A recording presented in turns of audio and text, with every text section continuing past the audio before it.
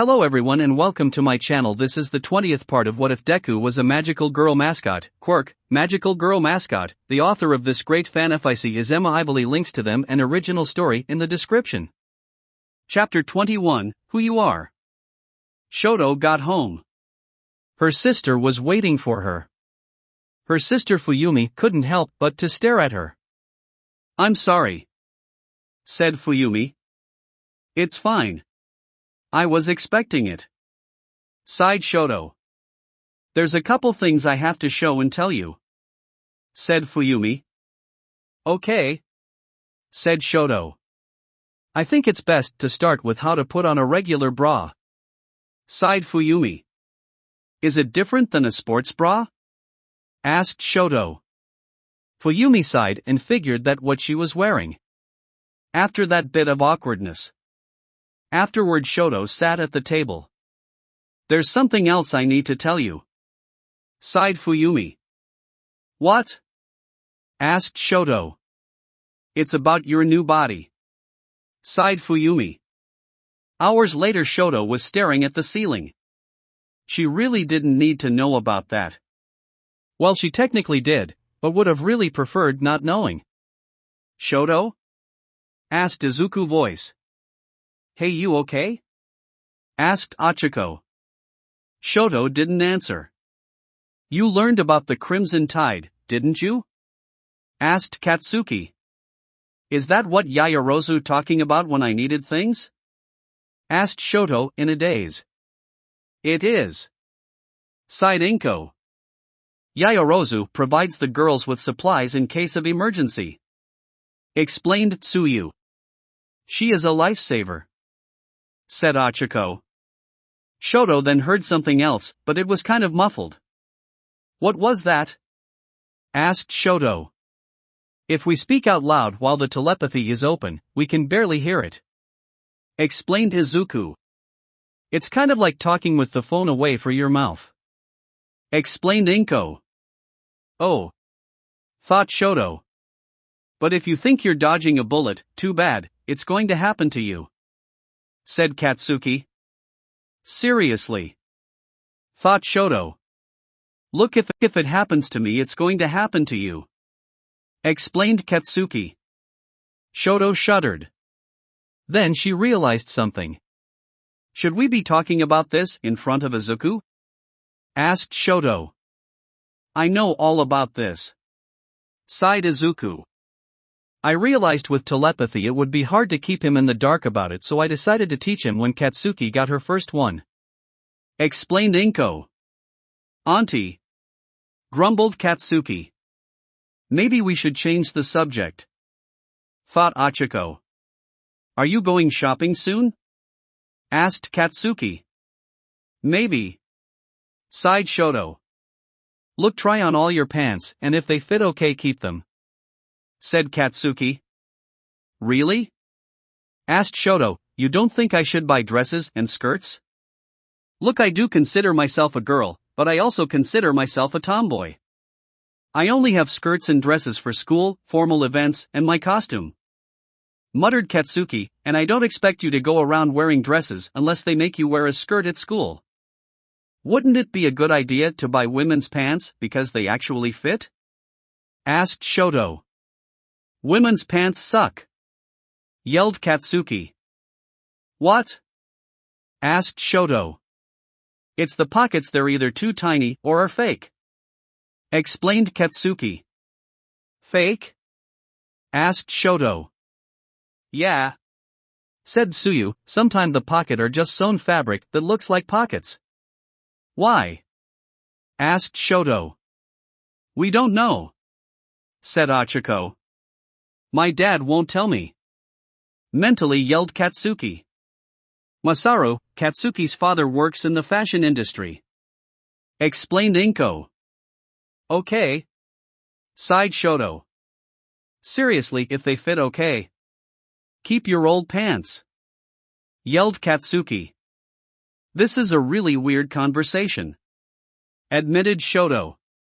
"Our nightly conversation get weird sometimes," explained Tsuyu.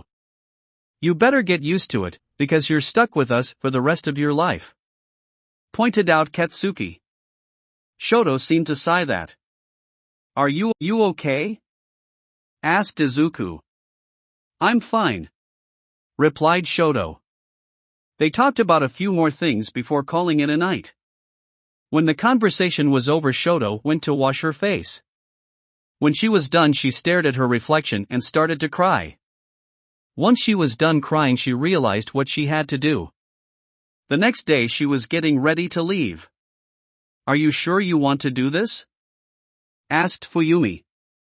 I'm sure, said Shoto, putting on a jacket that was too big for her to hide her assets. I'm sure, said Shoto. Fuyumi understood why now. After such huge changes, she couldn't blame her now sister. Okay, said Fuyumi. I don't know when I'll be home, said Shoto. Fuyumi nodded. And so Shoto headed to the hospital. The hospital where her mother was. She went to her mother's room, took a breath, and opened the door. When the door was opened, her mother Rei looked at her. Shoto? She asked. Hey mom. Shoto said somewhat awkwardly while putting on a fake deep voice. Shoto sat down and they talked. They talked for a bit about various things, including the incident. I would have thought you would have a scar, admitted Rei. About that, sighed Shoto, I got it accidentally healed yesterday. Accidentally? Asked Rei. I was affected by a quirk, she said, no longer putting on the fake deep voice, and that was one of the effects. One of them? Asked Rei. Shoto opened up the jacket, revealed her, new talent. I'm a girl now, said Shoto. She wasn't sure how her mother would react, but then she started to giggle. Shoto just stared at her mother. Sorry, it's just that a hero he used to work with back in the day once said that you're not really a hero until you're affected by a weird quirk, said Rei. Shoto looked at his mother. Wait, said Shoto. Let's just say there's a reason why your father hates unicorns, said Rei. Shoto continued to stare at her mother. I should tell you another time, said Rei, knowing that telling such a story would distract Shoto. Shoto nodded. So how long? Said Rei. It's permanent, said Shoto. Are you sure? Asked Rei. One of my classmates was born a boy, but when she got hit by the same quirk, explained Shoto. How did it happen? Asked Rei.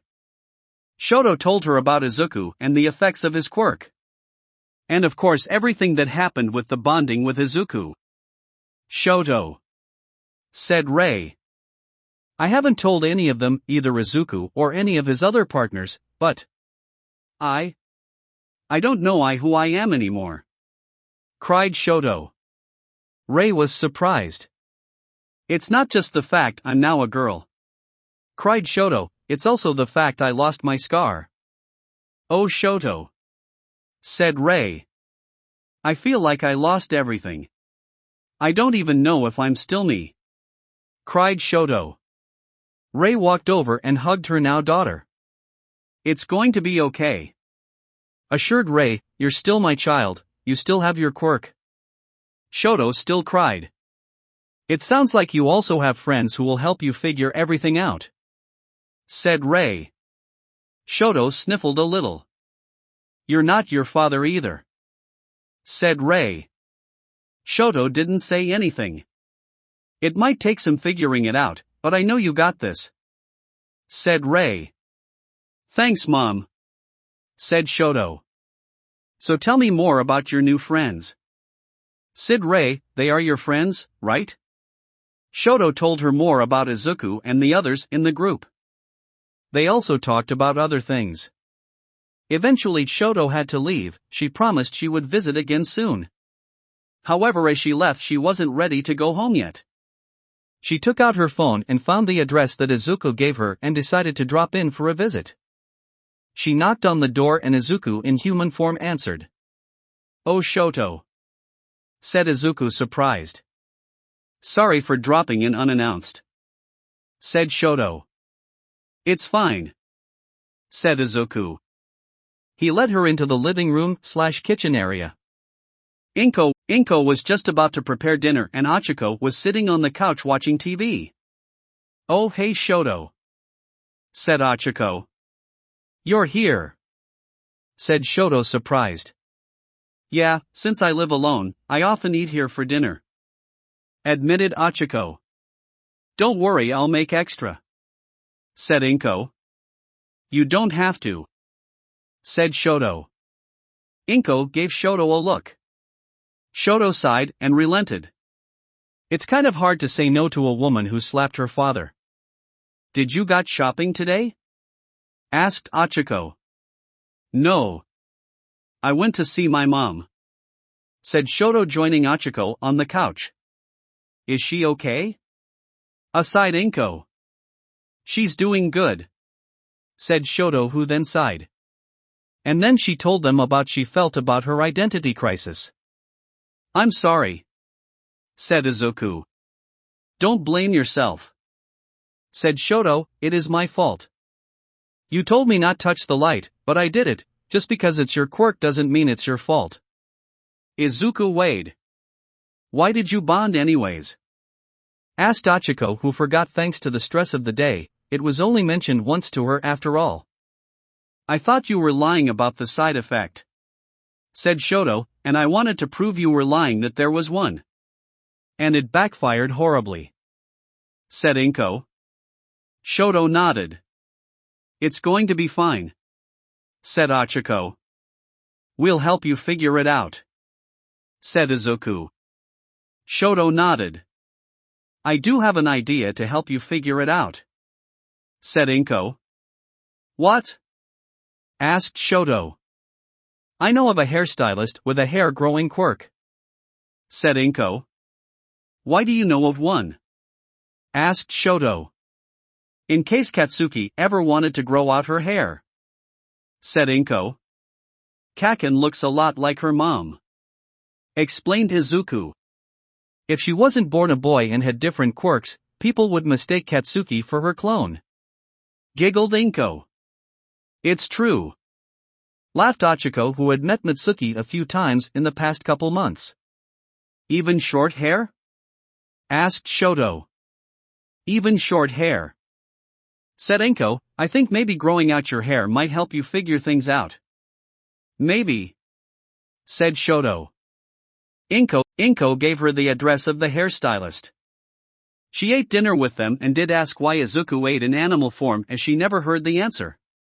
After dinner she left with Achiko. I was wondering something, said Shoto.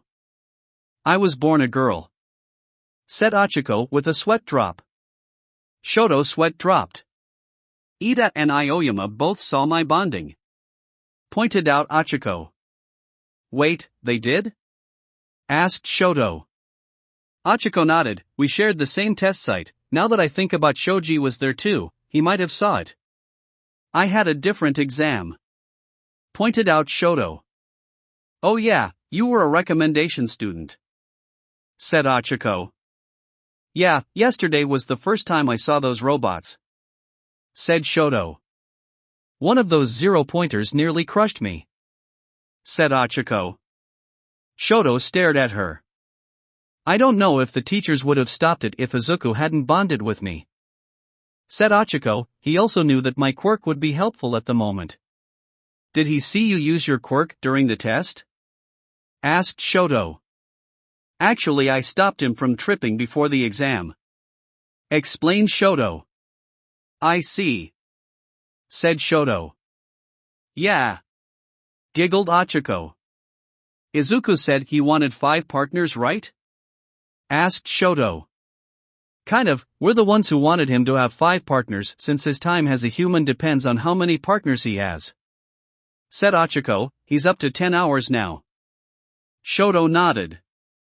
Do you know if he was interested in bonding with someone else from class? Asked Shoto. Just any of the girls who were willing to, said Achiko. Shoto nodded. Hey, he's more upset by the fact that he turned your life upside down than the fact he didn't bond with one of the girls," said Ochako.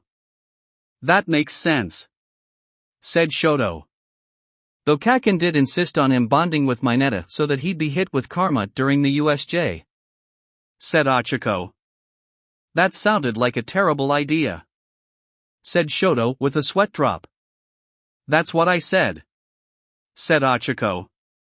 Shoto nodded at that.